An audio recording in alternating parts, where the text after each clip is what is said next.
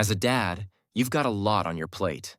You're trying to crush it at work, be the kind of dad who's actually present at your kids' soccer games and school plays, and still find time to hit the gym or work on that side hustle you've been dreaming about.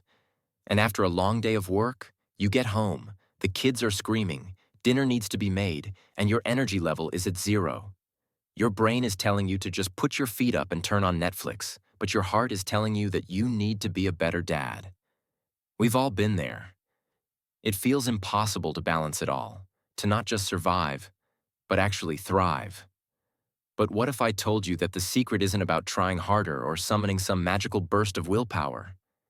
It's about building a system that makes success inevitable. Think of it like this. Your kids have a routine for bedtime, right? You don't just hope they get tired and go to sleep. You have a system. Bath, pajamas, story, lights out. You created a process that gets you the result you want. In this video, I'm going to show you how to apply that same dad logic to your own life.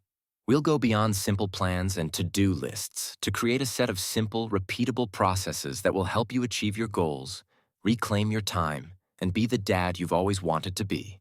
Principle 1. Stop running on willpower and start building a machine. Dads, let's be real for a second. We're told all the time to just man up and dig deep. If you want to get in shape, just go to the gym. If you want to learn that new skill, just sit down and do it. We think willpower is the fuel that makes the engine go. The problem is, willpower is like a toddler. It's unpredictable and it's constantly running out. You'll have plenty of it on a Tuesday when you're feeling good, but by Friday afternoon after a brutal week at work, it's completely gone. Most of our plans are built on the fragile hope that our willpower will be there when we need it. We set a goal. I'm going to work on my business idea for an hour every night. We have the best intentions. We even make a plan. But then the baby is teething, a work email comes in at 8 p.m., or you just get home exhausted and just want to fall into bed.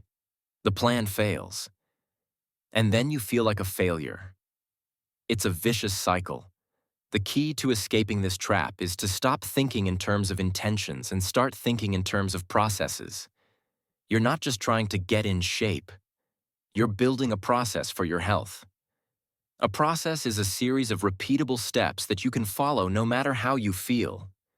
It takes the decision-making out of the equation. For example, instead of just saying, "I'll go to the gym after work," you create a process. The night before, you lay out your gym clothes, fill up your water bottle, and pack your bag. When the alarm goes off in the morning, the process is already in motion. All you have to do is execute the next step. It's about turning your goals into a series of tiny, automated steps that require minimal willpower. The idea is to build a machine that works for you, so you don't have to rely on yourself to always be on. Principle 2. Think holistically and build for repeatability. This is the two-part principle that will change the game for you. The first part, thinking holistically, is all about anticipating the chaos.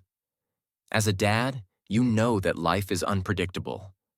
A sick kid, a sudden work trip, or a forgotten permission slip can derail your entire day.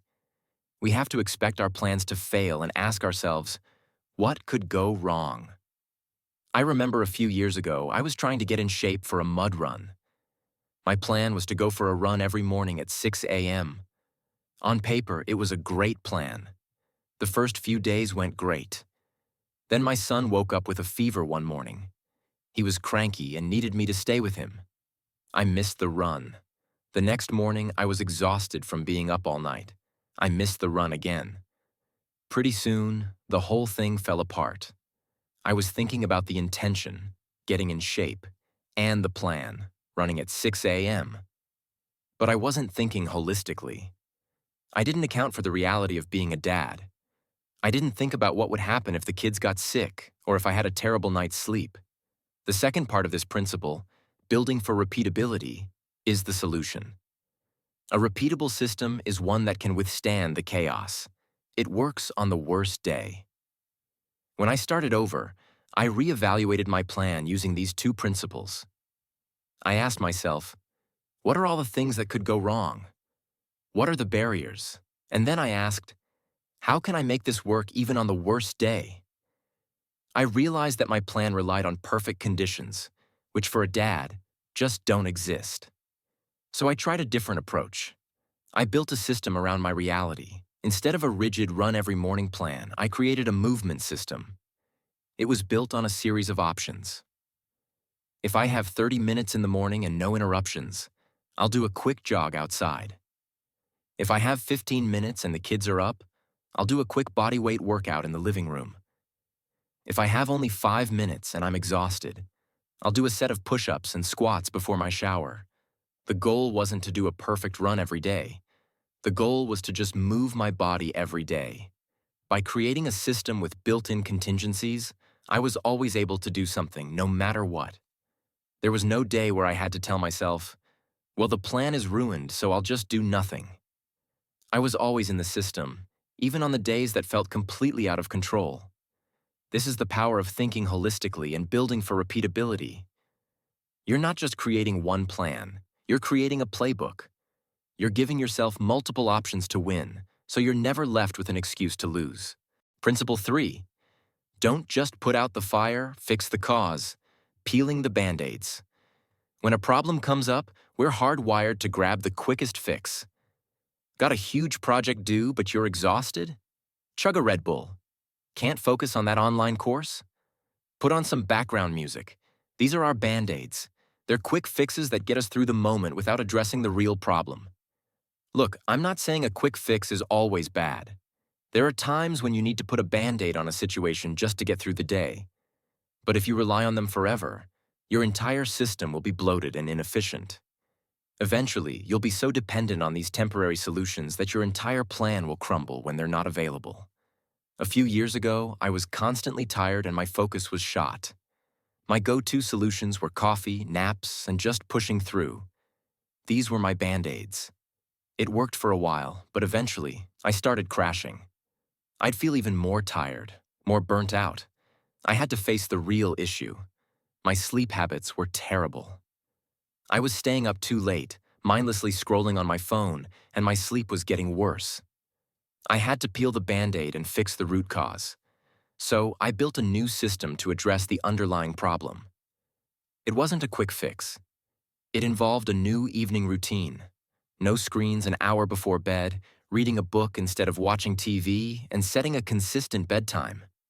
This new routine became part of my larger system. I still had the occasional late night, but because I had a system to get my sleep habits back on track, I was no longer dependent on coffee and naps to get through the day. This is the final principle of a truly productive life. Your system should not only help you get things done, but it should also be constantly evolving to become more efficient by addressing the real issues. You want to create a system that makes success so easy, you don't even have to think about it. You're not just putting out fires. You're creating a world where the fires don't even start. It may seem like a lot of work to create this system, but here's the honest truth. The effort you spend putting out fires and feeling disappointed in yourself is far more draining than the effort it takes to build a system that prevents those fires from starting in the first place. You are already spending the time and energy. All we're doing is redirecting that effort toward a solution that actually works and gives you the freedom you deserve. If this idea of building a system for your life resonates with you, I've got something to ask of you. Do you have a system or a process that has helped you as a dad? Maybe it's a routine for getting the kids ready for school in the morning or a trick you use to carve out time for yourself. I'd love for you to share your best dad system in the comments below. Let's start a conversation and learn from each other. And if you found this video helpful, be sure to hit that like button and subscribe to the channel so you don't miss out on my next video, where I'll be sharing more productivity tips for dads.